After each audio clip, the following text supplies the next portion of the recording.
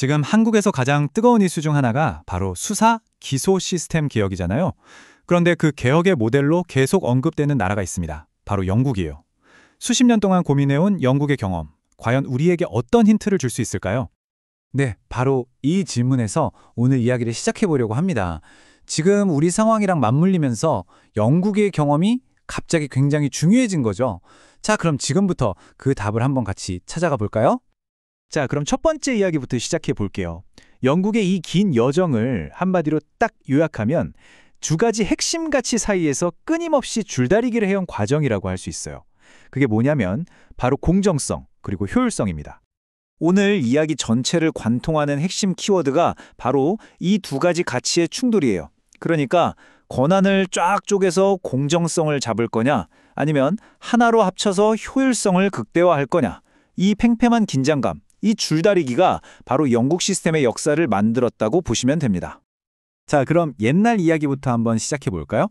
원래 영국은요, 경찰이 수사도 하고 기소도 하고 형사 절차의 거의 모든 걸 다 책임지는 아주 막강한 권한을 가진 통합 시스템이었어요. 뭐 한 기관이 쭉 처리하니까 일은 빨랐을 수도 있겠죠. 그런데 과연 문제가 없었을까요? 그러다가 결정적인 사건이 터집니다. 이게 그냥 뭐 서류상의 변화? 이런 게 아니었어요. 현실에서 벌어진 끔찍한 오심 사건. 그러니까 잘못된 재판 하나가 사회 전체를 뒤흔든 거죠. 그리고 바로 이 사건이 모든 걸 바꿔놓게 됩니다. 그 사건이 바로 콩페이트 사건입니다. 1972년에 3명의 청소년이 억울하게 살인 누명을 쓰고 유죄 판결을 받았는데요. 이 일이 영국 사회에 정말 엄청난 충격을 던져줬어요. 어떻게 이런 일이 있을 수 있냐는 거죠. 그래서 이 끔찍한 실수를 되풀이하지 않기 위해서 피셔위원회라는 곳에서 아주 단호한 결론을 내립니다. 수사하는 사람과 법률적으로 판단하는 사람은 반드시 분리해야 한다.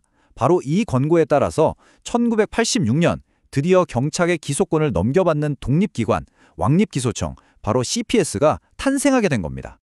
그러니까 이 왕립기소청, CPS는요, 경찰 수사와는 완전히 별개로 이 사건을 기소할까 말까를 결정하는 독립적인 기관인 거예요. 핵심 목표는 딱 하나. 경찰의 입김에서 벗어나서 객관적으로 판단함으로써 공정성을 확보하겠다. 바로 이거였습니다. 자, 그런데 여기서부터 이야기가 정말 재밌어져요. 이렇게 공정성이라는 하나의 문제를 해결하고 나니까 전혀 예상치 못했던 새로운 문제가 터져 나온 겁니다. 마치 시계추가 한쪽으로 갔다가 다시 반대쪽으로 확 움직이는 것처럼요. 네, 맞습니다. 공정성을 잡으려고 하니까 이번엔 효율성이 발목을 잡기 시작한 거죠. 때는 1970년대와 80년대, 영국에 아주 골치 아픈 범죄가 급증하기 시작합니다. 바로 머리 쓰는 범죄, 그러니까 굉장히 복잡하고 정교한 금융사기 같은 화이트 칼라 범죄였어요. 그런데 경찰이 수사하고 그걸 또 CPS가 넘겨받아서 검토하고 이렇게 딱 분리된 시스템이 이런 복잡한 사건을 처리하기에는 너무 느리고 비효율적이라는 게 드러나기 시작한 겁니다. 그래서 이번에는 로스킬 위원회라는 곳이 등판합니다. 이 위원회의 미션은 아주 명확했어요. 이 비효율을 어떻게든 해결해라. 그리고 이들이 내놓은 해법은 정말 파격적이었습니다. 다른 건 몰라도 아주 복잡한 사기 사건만큼은 예외적으로 수사와 기소를 다시 합쳐버리자. 이 권고가 나온 바로 다음에 중대사기수사청, SFO라는 새로운 조직이 탄생합니다. 분리 원칙에 아주 큰 예외가 만들어진 거죠. 이 SFO는 말 그대로 중대 사기 사건, 그러니까 아주 복잡한 경제 범죄만 전담하는 스페셜리스트 조직이에요.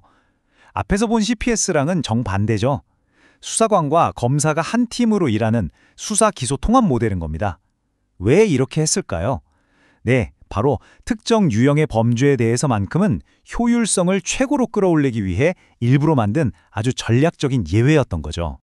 자, 그럼 이제 현재로 한번 와보겠습니다. 영국에는 이렇게 원칙, 분리 모델인 CPS와 예외, 총합 모델인 SFO, 이 두 가지 시스템이 공존하게 된 거잖아요. 이렇게 성격이 전혀 다른 두 모델이 같이 돌아가다 보니까 과연 아무 문제가 없었을까요? 어떤 마찰이 생겨났는지 한번 보시죠. 들어가기 전에 영국의 주요 기관들을 이 표로 간단하게 한번 정리하고 갈게요. 자, 보시면 경찰이 일반 범죄를 수사하고요. 이걸 넘겨받아서 기소하는 게 바로 CPS.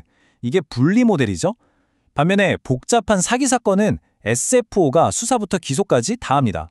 이건 통합 모델. 그리고 여기에 영국의 FBI라고 불리는 국가범죄수사청 NCA까지. 꽤 복잡하죠?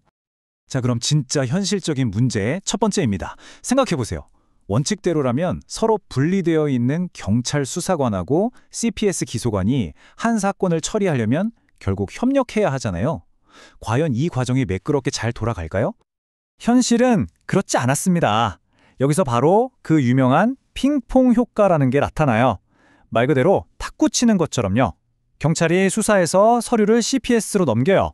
그럼 CPS가 보고 이거 증거 부족한데 보안 수사하세요 하고 다시 돌려보냅니다. 경찰이 또 낑낑대면서 추가 수사해서 보내면 CPS가 또 보고 이것도 좀 다시 해오세요 하고 또 돌려보내는 거죠. 이 과정이 계속 반복되면서 사건 처리가 하염없이 늦어지는 겁니다. 정말 비효율적이죠? 그럼 이 핑퐁이 왜 생기냐?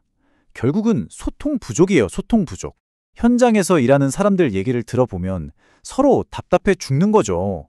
경찰 쪽에서는 도대체 왜 자꾸 이걸 다시 해오라는 건지 이유를 모르겠다고 불만이고, CPS 쪽에서는 수사를 왜 이렇게 허술하게 해오지? 라고 생각하는 거예요. 근데 진짜 재밌는 게 뭔지 아세요? 양쪽 다 똑같은 말을 한다는 거예요. 그냥 직접 만나서 얘기하면 훨씬 빠를 텐데 하고 말이죠. 자, 두 번째 문제입니다. 이번엔 기관이 너무 많아서 생기는 문제예요. 저마다 전문성을 가진 강력한 기관들이 여럿 있다 보니까 이게 좋을 때도 있지만 때로는 서로 동선이 꼬이거나 심지어 서로의 발을 밟는 일이 벌어지는 거죠. 이게 그냥 제 뇌피셜이 아니고요. 영국 감사원이 공식적으로 지적한 내용들입니다. 한마디로 정리하면 기관들끼리 손발이 너무 안 맞는다 이거예요.